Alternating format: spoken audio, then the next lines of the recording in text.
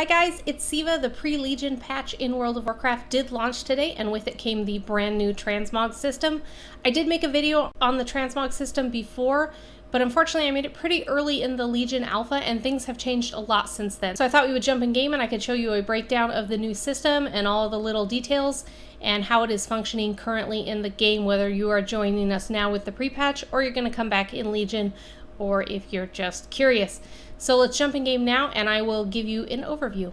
So the first thing that you should know about the new Transmog system is that it is account wide. However, there are still restrictions on that. In order to learn something and add it to your collection, you need to be on the appropriate class. That means that the item has to be something that you can equip, has to be appropriate to your armor class, and if it's a tier piece, it has to be appropriate to your specific class.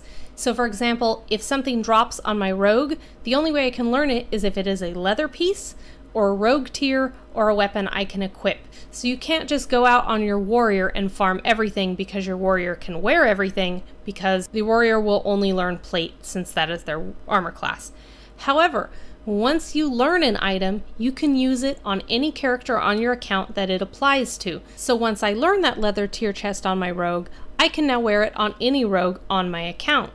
And if it's not a tier chest and just a regular leather chest, I can also wear it on my druids and monks, soon demon hunters, etc.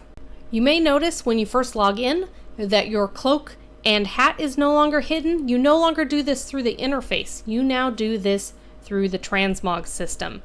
You just go to the first tab and the first slot and you select the hidden slot. It will always be the first one to hide. Additionally, we have a new feature that we did not have before, and that is the ability to hide your shoulders. This is something that people have asked about for a very long time. Well, now it is available, but you need to go to a Transmog guy. Transmog guys are still located in the same place in Storm Shield, in Warspear, Stormwind, Orgrimmar, your garrison, and on the Transmog Yak. Your Transmog costs are based on the item level of the armor you're wearing, so it will go up the better your gear gets. Additionally, your challenge mode sets from Mists of Pandaria are now account wide, but still restricted by class. So if you were like me and you did your challenge mode on, say, your Horde Shaman, you can now equip it on your Alliance Shaman and use it for Transmog. You can also Transmog shirts and tabards, which is also new and something you could not do before. I highly recommend picking up this add-on called Can I Mog It? It has the nice advantage of adding a little note to all your tooltips. Should have been there by default, but Blizzard did not add it. It will show you things that you have already learned, things you have not learned, things that you haven't learned but need to learn on another class, and things that cannot be learned.